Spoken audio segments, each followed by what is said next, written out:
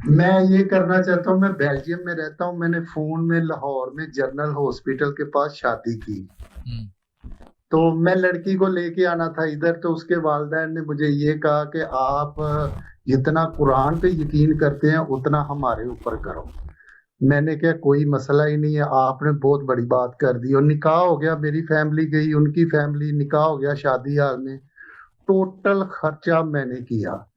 तो उन्होंने क्या, हम आपका ना एक प्लॉट ले देते हैं, आप हमें कुछ पैसे दें। मैंने उनको 35 लाख रुपया भेजा, तो मुझे पता ही नहीं उन्होंने डिवोर्स ले ली। अच्छा, तो पैसे भी गए और अभी बेगम भी गई। बेगम भी गई, पैसे भी किए। 4 महीने वैसे उनसे बात होती रही है निकाह से पहले। हम्म। ठीक है। तो तो मुझे लगता है आप ये, बेल्जियम अकेले घूम रहे हैं आप। मैं बेल्जियम में अकेला ही रहता हूँ यहाँ, जारी बात है। ये मुफ्ती जमीर साहब क्या जवाब देंगे, नाजुक सूरत हाल है। इसमें ये बात पहले देखी जाएगी कि इनका निकाह जो फोन पर हुआ है उसके अंदर वकालत का जो तरीकाकार था वो अदा किया गया था।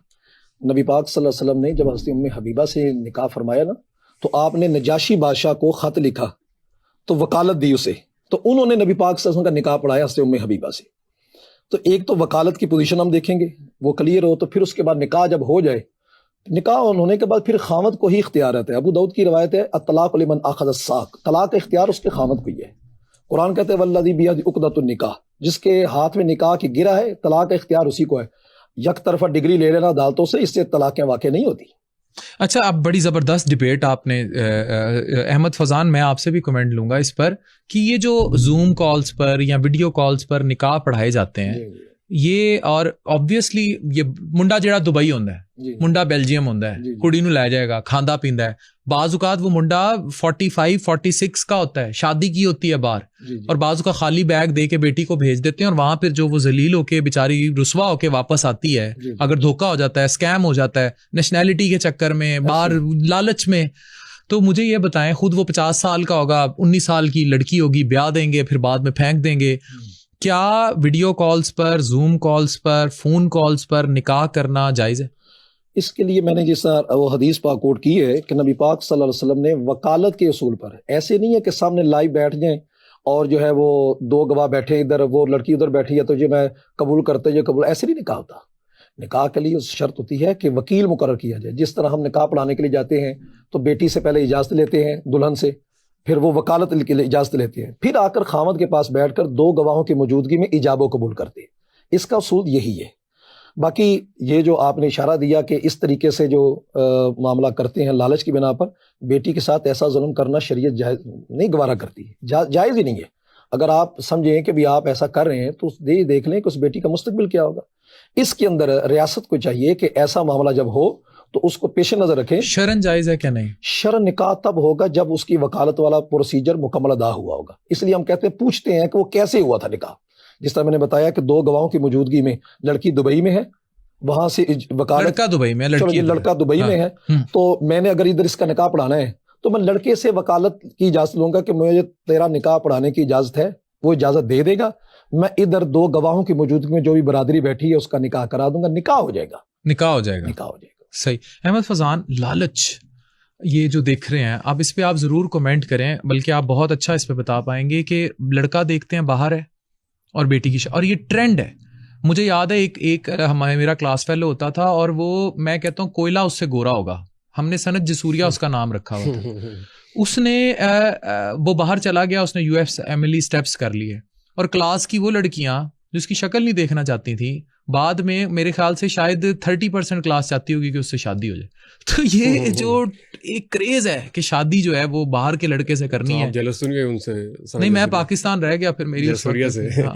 नहीं खैर होना सीरियस नोट, ये बिल्कुल बात ठीक है आपकी। और जिस तरह रमज़ान की हम बात कर रहे थे, तो इसमें ज़ाहिर हर चीज़ हम कुरान करीम से कंसल्ट करेंगे। बहुत सारे वाक़यात ऐसे मिल जाएंगे कि इंसान का पेट कोई चीज़ नहीं भर सकती, लाइक कब्र की मिट्टी ही उसका पेट भरती है। जब इंसान का बाइक होती है वो गाड़ी की तमन्ना करता है, गाड़ी होती है तो और बड़ी गाड़ी की। तो आपके पास जब भी आप लैडर्स तय करते चले जाएँ, आपकी भूख नहीं मिटती अगर आपकी जो है वो लामहदूद ख्वाहिशात जो है उसके ऊपर कोई बंद ना हो या उसको कोई मकसद ना हो। तो ये तो कुरान करीम बड़ा वाज़ेह तौर पे कहता है कि तुम्हारी पेट जो है वो कब्र की मिट्टी ही भरेगी। तो आप ऑब्वियसली उसी से हमें सबक भी सीखना चाहिए, और इसी के ऊपर ही हमें कनात भी करनी चाहिए। और वही जो आप अक्सर बताते हैं कि नीड्स और वांट्स का फ़र्क जो है ना, वो अगर मद्देनजर रखेंगे तो बहुत सारे मसाइल हमारे वैसे ही तो पूरे हो लड़कियों जाएंगे। को क्या कहेंगे, ये जो कहती हैं जी रिश्ता बाहर हो, मुंडा बाहर का हो, वो भी तो नहीं करती ना पाकिस्तानी पासपोर्ट से शादी। अट्रैक्शन क्या है? मेरे से तो शादी नहीं हो करती गई, वो, नहीं आपसे तो आपकी कर भी ली। हो गई है अब माशाल्लाह। हम दोनों पे किसी ने तर्स खा लिया तो जरूरत तो नहीं ना हर किसी पे कहें, बहुत सारे बेचारे कवारे भी फिर रहे हैं। ऐसे नहीं करनी चाहिए ऑब्वियसली जो चीजें। शादी लड़के से नहीं पासपोर्ट से होती है, क्यों लड़कियां क्यों चाहती हैं? ग्रीन कार्ड से भी होती है, पासपोर्ट से भी होती है, इस तरह की बहुत सी चीज़ों से शादी हो जाती है। लेकिन अगेन आई थिंक हदीस ही है कि अगर आपने कोई चीज़ देखनी हो, नसब या माल या कुछ में से, तो सबसे बेहतर है कि दीन की बुनियाद पर जो है वो आप चूज़ करें अपने लाइफ पार्टनर का।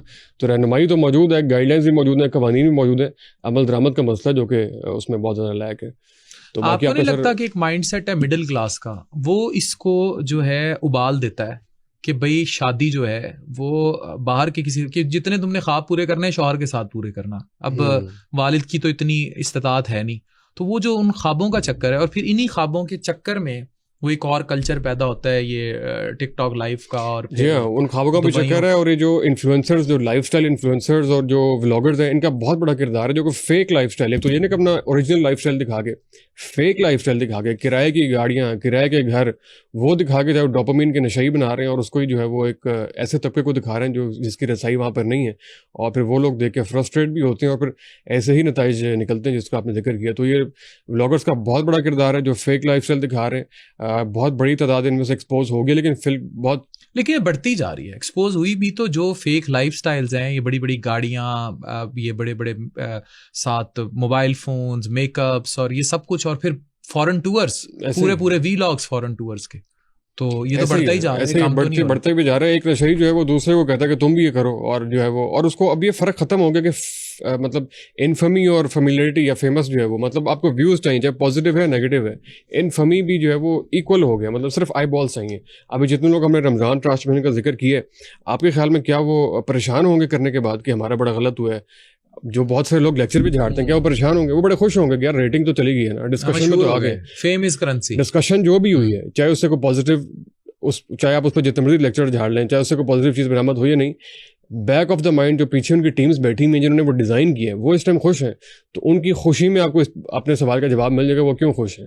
तो ऑब्वियसली इस पैटर्न को तोड़ने की ज़रूरत है। और अगेन ऐसा नहीं है कि ऐसी मिसालें नहीं है। इसी चैनल के समा टीवी के जो एक एंकर पर्सन है सैयद तलत हुसैन, उनको बहुत मैं आइडलाइज करता हूँ, लास्ट पॉडकास्ट भी उनसे ही, उनसे हमने पूरी डिस्कशन की रेटिंग का चक्कर किया, उन्होंने बहुत अच्छे तरीके से एक्सप्लेन किया। अपने शो में वो करते रहते हैं, हाँ जी, रात के 10 बजे के शो में वो एक्सप्लेन करते रहते हैं कि ऐसी स्टोरी जिसमें बहुत ज़्यादा लेग वर्क हो। उन्होंने अपना वाक़या भी शेयर किया कि अभी सैलाब थे, हम उसमें पूरा ट्रैवल करके गए all the way from Lahore, जाके हमने पूरी कवर की, स्टोरी भी ओरिजिनल थी, फुटेज भी ओरिजिनल थी, लेकिन रेटिंग नहीं आई।